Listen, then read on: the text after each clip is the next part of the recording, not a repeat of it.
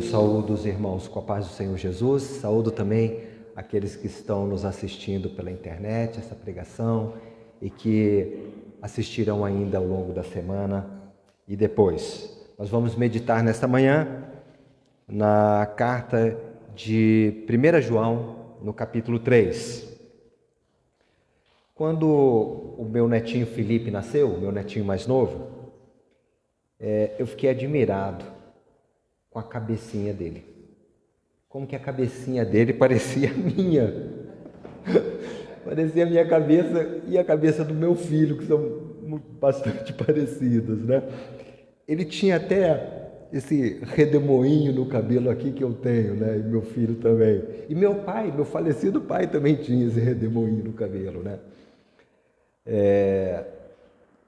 E quando uma criança nasce, é comum, né? A família pegar ali e começar a dizer, parece com esse, parece com aquele, parece comigo, né? Ou puxou, como nós falamos, né? Puxou o pai, puxou a mãe. Aí um fala que a boca é do pai, o olho é da avó, da tia, aquela corujice toda, né? E hoje, por causa da ciência, nós sabemos que cada um de nós traz nos seus genes uma herança genética recebida dos nossos pais e dos nossos antepassados, né? Às vezes é do pai ou da mãe, mas às vezes é de um antepassado mais longe, um avô e até mais longe ainda. De maneira geral, os filhos se parecem com seus pais, e não apenas fisicamente, mas também em termos de temperamento, de personalidade, de caráter, né? A gente vê isso, né? E é muito impressionante. O Felipe mesmo já cresceu, está com 2 aninhos, e a gente fica admirada como que ele parece com o André, o pai dele, né? Nosso filho. O temperamento, a maneira de reagir às coisas, como ele é curioso, ele fica ali quietinho, né? Fica investigando as coisas, é exatamente como meu filho era quando era pequeno. E nessa manhã nós vamos meditar num texto que fala justamente de filiação, né? Às vezes no Dia dos Pais a gente prega sobre Deus como nosso Pai. Mas hoje eu gostaria de meditar nesse texto sobre filiação, né? De 1 João 3, do capítulo 1 ao capítulo 10. Eu, ao invés de ler todo o texto, eu vou lendo ele aos poucos, tá? Eu vou começar no verso 1, que diz assim: Vede que grande amor nos tem concedido o Pai, a ponto de sermos chamados filhos de Deus. E de fato, somos filhos de Deus.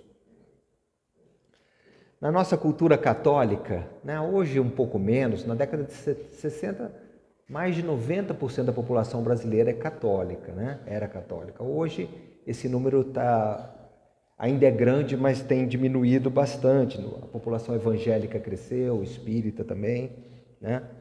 Mas a nossa cultura, ela foi formada dentro de um ambiente católico, né? Então, na nossa cultura católica, é comum dizermos que todo mundo é filho de Deus. Você já ouviu isso? Todo mundo é filho de Deus, eu também sou filho de Deus, né? Às vezes até um ateu fala isso, eu também sou filho de Deus. Agora veja, os crentes do Antigo Testamento nunca eram chamados de filho de Deus. Se você for na sua Bíblia, ler o Antigo Testamento, você vê que lá, os crentes em Israel nunca eram chamados de filho de Deus. Quando você lê os filhos de Deus no Antigo Testamento, está se referindo a anjos, porque os crentes mesmos não se chamavam de filhos de Deus. E a própria Bíblia não chama, a Bíblia do Antigo Testamento não chama os crentes de filho de Deus. Nos evangelhos, quando a gente chega nos evangelhos, a gente vê que as autoridades religiosas de Israel procuraram matar Jesus por vários motivos, porque elas alegavam que ele violava o sábado, né, a guarda do sábado.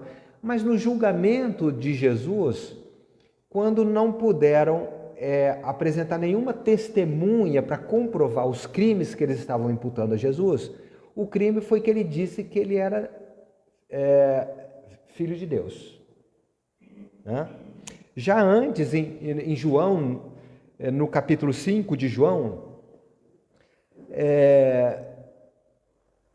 eles procuraram matar Jesus. O texto diz, porque ele dizia que Deus era seu pai, fazendo-se igual a Deus. Então esse conceito da gente ser filho de Deus, até chegar ali no Novo Testamento, era um conceito estranho, e o próprio Jesus teve que sofrer perseguição por causa disso. Eu sou filho de Deus, pegava em pedra. Não, ele está se fazendo igual a Deus. Do mesmo jeito que os nossos filhos se parecem conosco fisicamente, na personalidade, no caráter, como eu disse, né? Quando Jesus disse que era o filho de Deus, essas autoridades estão dizendo o seguinte: não, vão matar, é blasfêmia, porque ele está se fazendo igual a Deus a dizer que é filho de Deus. João 3,16, que é um dos versículos mais conhecidos da Bíblia, se não talvez o mais conhecido, nesse versículo a palavra de Deus chama Jesus de filho unigênito, né? Filho unigênito. Isso significa filho único ou único gerado. Filho unigênito é o único que foi gerado. Se eu tenho um filho que eu gerei, mas se eu adotar um filho, ele não poderia, mesmo que eu tivesse só um filho adotado, ele não é unigênito, porque eu não gerei aquele filho, eu adotei. Mas Jesus é chamado então de filho unigênito. Contudo, João quando ele ainda falando do verbo de Deus, né, que é Jesus, no capítulo 1, ele diz: mas a todos quantos o receberam, deu-lhes o poder de serem feitos filhos de Deus, a saber, aos que creem no seu nome. Está lá em João 1,12. Então Jesus é o Filho unigênito de Deus, único nesse sentido. Porém, agora, Jesus veio, e a todos quantos o receberam, diz o apóstolo, o evangelista, Deus deu-lhes o poder de serem feitos filhos de Deus, aqueles que creem no seu nome. Então, apesar de Jesus ser o Filho unigênito de Deus, todo aquele que crê no nome de Jesus recebe a vida eterna e é recebido por Deus como filho. Então nós não éramos filhos de Deus, mas ao crermos em Jesus, ao receber a salvação, ao receber o Evangelho, nós somos recebidos por Deus como filhos. Paulo diz aos Gálatas, em Gálatas 4:5, que nós recebemos a adoção de filhos, porque não éramos filhos, mas agora Deus nos recebeu como filhos. E esse termo, adoção, é um conceito teológico, né? É uma das coisas que nós recebemos quando cremos. Nós recebemos a justificação, mas nós recebemos também a adoção, porque Deus agora nos recebe também como seus filhos. Se você ainda não creu no Evangelho, naquilo que Jesus fez por nós na cruz, ao morrer pelos nossos pecados, você pode fazer isso hoje e receber a salvação que Deus nos oferece gratuitamente a todo que crê. Mas, se você já recebeu a vida eterna, ao crer e entregar sua vida a Jesus, então lembre-se sempre que Deus o recebeu como filho, Deus o recebeu como filha. Você é um filho de Deus. Lembre-se disso quando você passar por lutas. Lembre-se disso quando passar por tentações, quando passar por perdas. Muita gente está passando por perdas agora durante a pandemia, né? Lembre-se disso, você é um filho de Deus. Quando você estiver desanimado, quando você estiver cansado, deprimido, quando se sentir sozinho, quando se sentir traído, quando se sentir desamparado, com vontade de desistir de tudo, lembre-se, Deus é seu Pai, Ele te ama, porque Ele é seu Pai.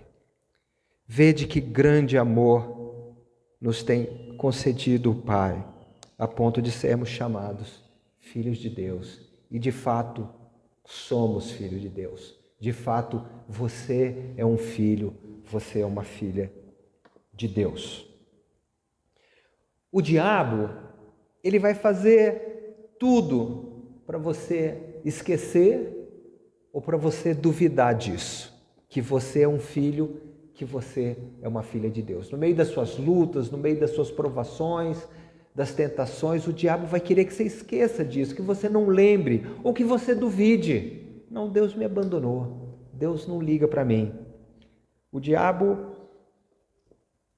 agiu dessa forma com o próprio Jesus. Já pensou? Que dirá para nós?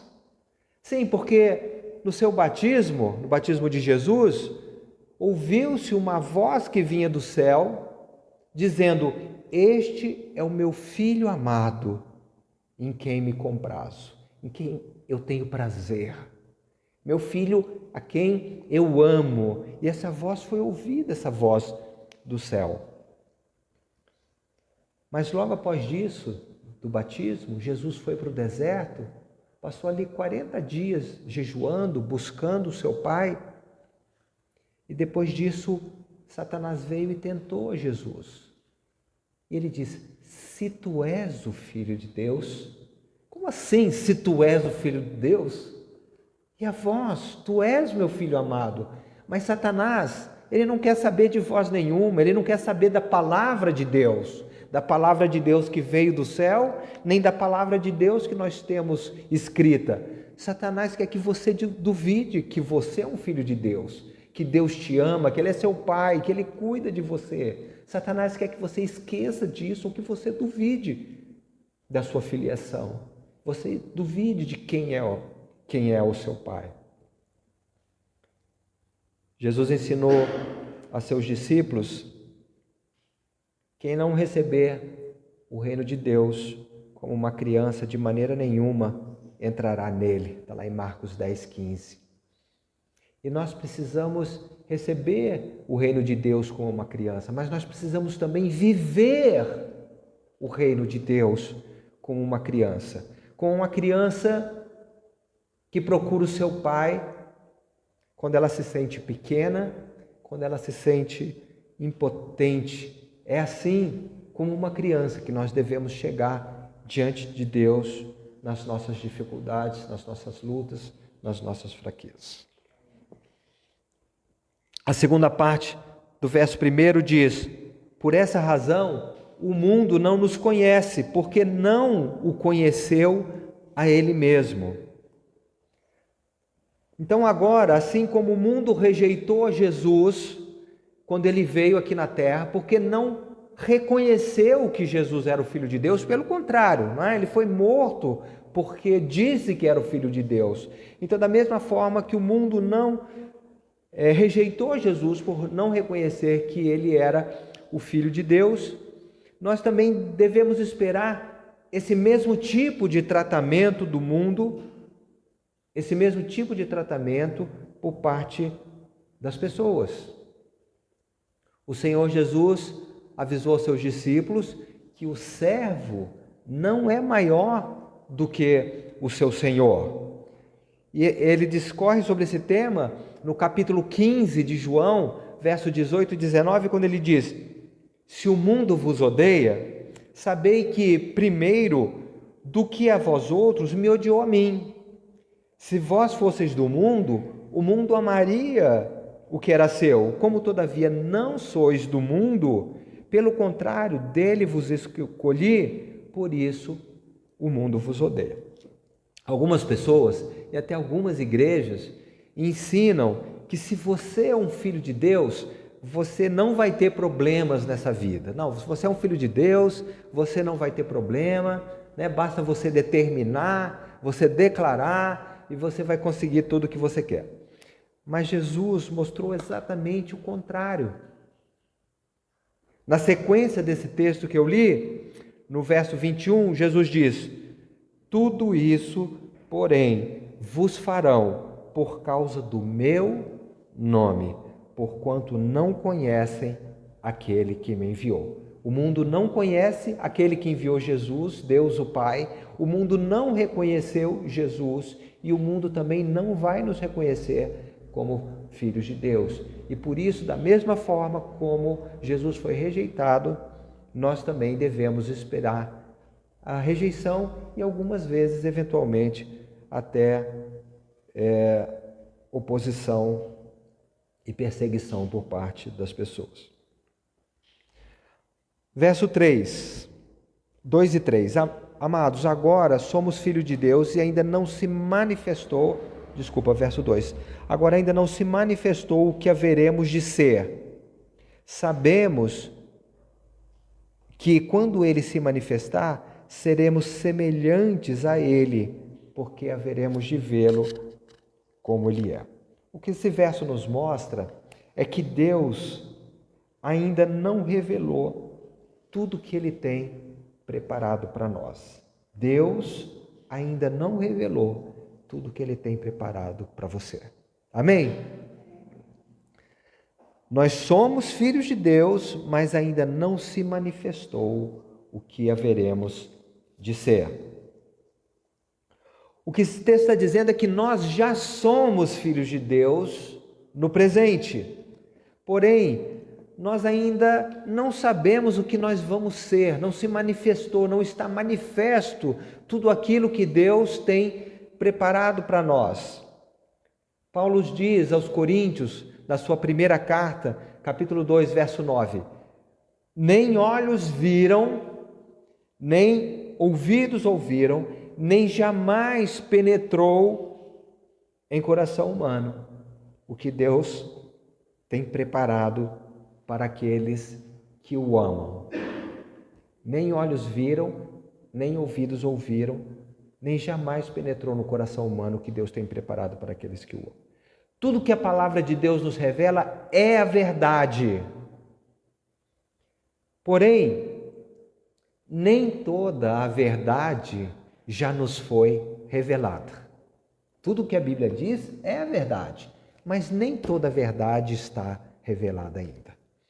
Há mistérios de Deus que nós só entenderemos quando chegar a hora. E um desses mistérios é aquilo que Deus tem preparado para nós. Nós não podemos imaginar, porque nunca se ouviu, olho nenhum viu aquilo que Deus tem preparado para os que o amam, o que Deus tem preparado para os seus filhos. Por isso, Paulo diz também aos Coríntios que a nossa breve e momentânea tribulação no presente não se pode comparar com a glória que está para ser revelada nos filhos de Deus. Amém, irmãos? Nossa luta, nossas dificuldades, nossas perdas, tudo aquilo que muitas vezes quer tirar nossa paz, tirar nossa tranquilidade, nada disso pode se comparar com aquilo que Deus tem preparado para nós e que na hora certa vai se revelar. Mas uma coisa nós sabemos, diz o texto, que quando Jesus se manifestar novamente, naquele dia que nós aguardamos, nós o veremos como ele é e nós seremos semelhantes a ele. Amém? Nós seremos semelhantes a Jesus. Deus está trabalhando na nossa vida no presente e Deus a cada dia vai nos santificando à medida que nós crescemos na fé, à medida que nós crescemos espiritualmente, vamos amadurecendo espiritualmente, Deus vai nos transformando e vai nos transformando um pouquinho mais em pessoas parecidas com Jesus. O objetivo é que todos nós cheguemos à unidade da fé, à maturidade espiritual, a plenitude da estatura do varão perfeito que é Cristo. Mas um dia, quando Cristo manifestar, nós vamos ver como Ele é e nós seremos semelhantes a Ele. Este é o plano. Este é o plano de Deus. Esta é a vontade de Deus, que nós sejamos parecidos com Jesus. E Paulo fala sobre isso ainda na Epístola aos Coríntios, capítulo 15, quando ele diz: nem todos dormiremos, mas transformados seremos todos, num momento, num abrir e fechar de olhos, ao ressoar da última trombeta. A trombeta soará, os mortos ressuscitarão incorruptíveis e nós seremos transformados, porque é necessário que este corpo corruptível se revista da incorruptibilidade e que o corpo mortal se revista da imortalidade. E neste momento nós seremos semelhantes a Jesus. Todas as nossas limitações, todas as nossas fraquezas terão passado e nós seremos filhos de Deus, e o modelo de filho é Jesus. Verso 3: e a si mesmo se purifica todo o que nele tem essa esperança, assim como ele é puro. Todo aquele que pratica o pecado também transgride a lei, porque o pecado é a transgressão da lei. Veja isso. O texto diz: sabei também que ele se manifestou, verso 5, para tirar os pecados, e nele não existe pecado. Jesus se manifestou para tirar os pecados, porque nele, em Deus, não existe pecado. Nele aqui se refere ao próprio Deus, Deus Pai, Deus Filho, Deus Espírito Santo. E como não há pecado em Deus, Jesus se manifestou para tirar os pecados, os nossos pecados, a fim de que nós pudéssemos ter acesso a Deus, a esse Deus Santíssimo que é o nosso Pai. Isso é muito importante, porque a salvação, em última análise, ela visa a erradicação do pecado dos filhos de Deus. A salvação, ela visa, ao final, a erradicação completa do pecado nos filhos de Deus. Nós nos purificamos e nós nos santificamos nesta vida, enquanto nós aguardamos a redenção final, quando nós seremos semelhantes a Cristo e não teremos mais pecados. Por isso, quem tem essa esperança, diz o texto, deve se purificar agora, nesta vida, nesta presente existência. Então, a salvação não é salvação no pecado. Tem gente que acha que vai ser salva no pecado. Não, eu sou pecador, mas eu vou para o céu assim. Não, a salvação é a salvação do pecado. Por isso nós devemos buscar a Deus. Por isso nós devemos nos encher do Espírito. Por isso nós devemos nos purificar de toda imundície, de todo pecado, de tudo aquilo que não está de acordo com a natureza de Deus. Algumas pessoas, quando pensam em pecado, pensam logo em pecado sexual, em matar, em roubar. Mas, na verdade, o pecado é muito mais do que isso. A Bíblia chama a avareza de idolatria, não é? A avareza, geralmente, você não vê. Como é que, né? A pessoa rouba, você vê ela roubando. Mas quando a pessoa é avara, aquilo está no coração dela. Mas o texto diz que é idolatria, porque ela ama o dinheiro mais do que ela ama a Deus. Né? A gente não vê o orgulho, a gente não vê a vaidade, a gente não vê a falta de perdão muitas vezes no coração, mas nós devemos nos purificar de todas as coisas, né? Porque nós temos um Pai, e o texto diz, ele se manifestou para tirar os pecados, porque nele não existe pecado. Agora, do verso 6 ao verso 10, nós temos aqui um contraste entre os filhos de Deus e os filhos do diabo. Todo aquele que permanece nele não vive pecando. Todo aquele que vive pecando não o viu, nem o conheceu. Filhinhos, não vos deixeis enganar por ninguém. Aquele que pratica justiça é justo, assim como ele é justo. Aquele que pratica o pecado procede do diabo, porque o diabo vive pecando desde o princípio. Para isso se manifestou o Filho de Deus, para destruir as obras do diabo. Todo aquele que é nascido de Deus não vive na prática do pecado, pois o que permanece nele é a divina semente. Ora, esse não pode viver pecando, porque é nascido de Deus. Nisto são manifestos os filhos de Deus e os filhos do diabo. Todo aquele que pratica justiça, não procede de Deus, nem aquele que não ama seu irmão. Então veja, esses versículos estabelecem a distinção entre os filhos de Deus e os filhos do diabo. Algumas pessoas, quando escutam falar de filho do diabo, elas se escandalizam, né? Como é que você fala que alguém é filho do diabo? Mas o fato é que a Bíblia fala dos filhos do diabo. E o próprio Jesus, certa vez, disse aos escribas e fariseus, no capítulo 8 de João, que eles tinham por pai ao diabo. Eu falo assim, vocês têm por pai ao diabo e vocês procuram fazer a obra dele, porque ele foi homicida desde o princípio e agora vocês querem me matar. Né? Então Jesus chamou aquelas autoridades religiosas de filhos do diabo, porque faziam a obra do diabo. E é exatamente esse conceito que o texto nos traz. Os filhos de Deus, eles fazem a obra de Deus, mas os filhos do diabo fazem a obra do diabo. Então o verso 10 diz, nisto são manifestos os filhos de Deus e os filhos do diabo. E no verso 6, João já tinha declarado, todo aquele que permanece nele não vive pecando. Quem vive pecando não o viu, nem o conheceu. E no verso 8, aquele que pratica o pecado procede do diabo. Simples assim, né? Porque o diabo vive pecando desde o princípio. Agora, algumas pessoas no passado já pegaram textos como esse para pregar o perfeccionismo cristão, né? Dizendo que quando a pessoa se converte, ela não peca mais nessa vida. Então, isso aí é chamado de perfeccionismo cristão. Mas o texto não está falando disso.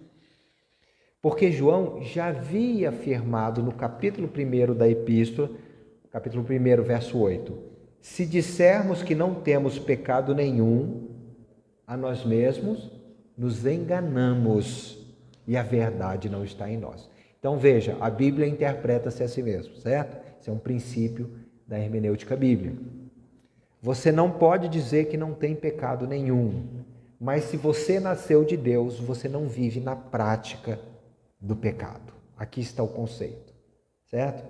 Sim, nós somos pecadores, a gente luta contra o pecado nessa vida, né? A gente está sempre lutando, há essa luta da carne contra o espírito, e por isso Paulo repete diversas vezes para a gente se encher do espírito, expressando um tempo de ação contínua do verbo, para a gente andar no espírito, que implica também uma ação contínua, né? Porque existe realmente, ele fala que a carne milita contra o espírito contra a carne, as obras da carne são, né? São prostituição, mentira, mas os frutos do espírito é amor, justiça, paz, alegria, né? Então existe essa luta, nós lidamos com o pecado na presente existência.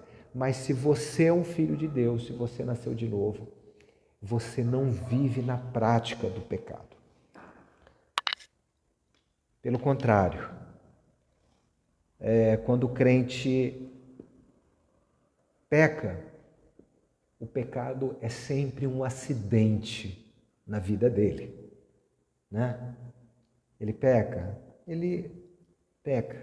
mas quando ele peca, ele se entristece, se arrepende, ele confessa o seu pecado e ele não vive pecando, né? Todo aquele que é nascido de Deus não vive na prática do pecado. A prática, né? Praticar é o que você faz, por exemplo, quando você quer ficar bom em alguma coisa, não é? Eu vou jogar tênis, você sabe jogar? Não, mas aí você vai lá e fica praticando, você pratica e você fica bom naquilo, não é verdade? Então o crente não vive na prática do pecado, o pecado é só um acidente, né? E quando esse acidente acontece, ele corre para o Senhor, se arrepende, confessa e deixa o pecado. Então nós somos filhos de Deus, e nós devemos parecer com o nosso Pai. Nós vamos parecer com Ele quando Jesus se manifestar, porque nós seremos parecidos com Jesus. Mas nessa vida nós vamos nos purificando e nós vamos santificando. Então eu gostaria de encerrar essa mensagem fazendo uma aplicação. Toda vez que você lê a Bíblia, você deve aplicar o que você leu na sua vida. Eu gostaria de fazer 3 aplicações. A primeira é que, apesar de que nós éramos pecadores, Deus nos amou e Deus nos recebeu como filhos. Seja agradecido e lembre-se sempre disso em todas as circunstâncias da sua vida. Não se esqueça, não deixe o diabo roubar isso do seu coração. Não deixe o diabo fazer você duvidar. Você é um filho de Deus. Vede que grande amor nos tem concedido o Pai, ao ponto de sermos chamados seus filhos. Segundo, saiba que neste mundo, ser um filho de Deus, fiel, não vai fazer de você uma pessoa popular, né? E eventualmente vai trazer oposição e perseguição na família, no trabalho, né? Entre as pessoas que você conhece. E alguns aqui já experimentaram isso. Então, ao contrário do que dizem, ser um filho de Deus às vezes traz problema para a gente. E Jesus falou que seria assim. Essa é a segunda aplicação. E a terceira e última aplicação. Na sua maneira de viver, você deve manifestar o caráter de Deus em tudo aquilo que você pensa, em tudo aquilo que você fala, em tudo aquilo que você faz, na maneira como você usa o seu tempo, os seus dons, seus talentos, seus recursos. Você deve manifestar o caráter de Deus. Você vai ser sal e luz quando você manifestar o caráter de Deus, porque você é um filho de Deus. Você deve parecer com o seu Pai. Jesus falou: sede vós perfeitos, como é perfeito o vosso Pai que está no céu. E é assim que nós devemos viver a nossa vida. Amém? Senhor, muito obrigado pelo teu amor, Pai. Obrigado porque a tua palavra aqui nos diz que o Senhor amou a tal ponto de nos chamar de teus filhos. Nós que não éramos teus filhos, Senhor. Nós que vivíamos em rebelião contra o Senhor. Mas o Senhor nos salvou, o Senhor nos deu a vida eterna e o Senhor agora nos chama de teus filhos. Nos ajuda, Senhor, a sempre lembrar disso. Nos ajuda a nunca deixar que o diabo roube de nós esse privilégio de sabermos que somos teus filhos. E que nós possamos viver a nossa vida aqui de uma maneira que manifeste a tua santidade, a tua perfeição, a tua glória, o teu caráter na nossa vida e te glorifique sempre, Pai, em nome de Jesus. Amém.